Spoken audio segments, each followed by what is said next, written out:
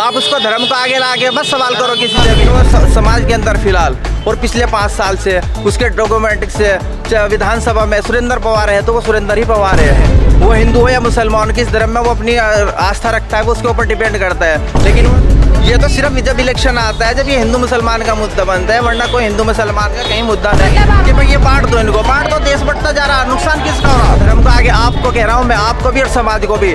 जो व्यक्ति सुरेंद्र पवार के नाम से जाना जा रहा है वो आदमी की अपना मन है, उसकी श्रद्धा कहाँ है? सिर्फ मेन जो वोट है वो कांग्रेस पार्टी को इसलिए है कि वो शुरू से ही प्रेम भाव का लेके चली है, देश को आगे बढ़ाया है। हमने बता तो दिया था, कांग्रेस आएगी हमारे तो यहाँ।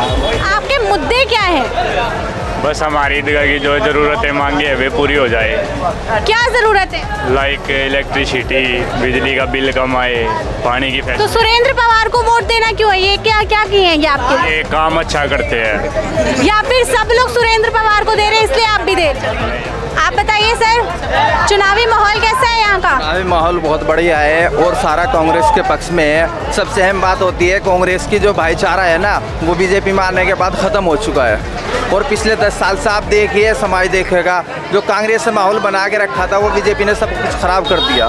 तो आने वाले टाइम में भी कांग्रेस को ही सब चाहेंगे और कांग्रेस ही की तरफ जुड़ेंगे। सवाल खाली एक मुसलमान का नहीं कि मुसलमान ही वोट देता है कांग्रेस को, हर समाज वोट देता है। किस लिए देता है कि उसमें भाईचारा, प्रेम ये बना रहता है और हमारा देश भी आगे बढ़ता है। लेकिन जैसे ही बीजेपी की पिछले 10 साल से सरकार आई है, आप भी देख रहे हैं और पूरा इंडिया देख रहा है और बाहर के देश भी देख रहे हैं कि जो हालात बने हैं ना, देश को पीछे लेके जा रहे हैं ना आगे बढ़ा रहे हैं। तो समाज में सुरेंद्र पवार ही है, वो अंदर क्या है क्या नहीं है, आप उसको धर्म को आगे ला के बस सवाल करो किसी से भी। आप मेरा क्वेश्चन मत बदलिए।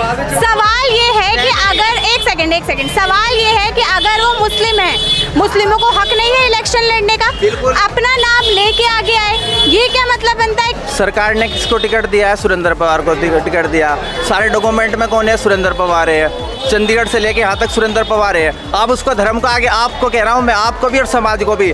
जो व्यक्ति सुरेंद्र पवार के नाम से जाना जा रहा है वो आदमी की अपना मन है, उसकी श्रद्धा कहाँ है? वो हिंदू हो या मुसलमान, किस धर्म में वो अपनी आस्था रखता है वो उसके ऊपर डिपेंड करता है। लेकिन वो समाज के अंदर फिलहाल और पिछले 5 साल से उसके डॉक्यूमेंट से विधानसभा में सुरेंद्र पवार है तो वो सुरेंद्र ही पवार है।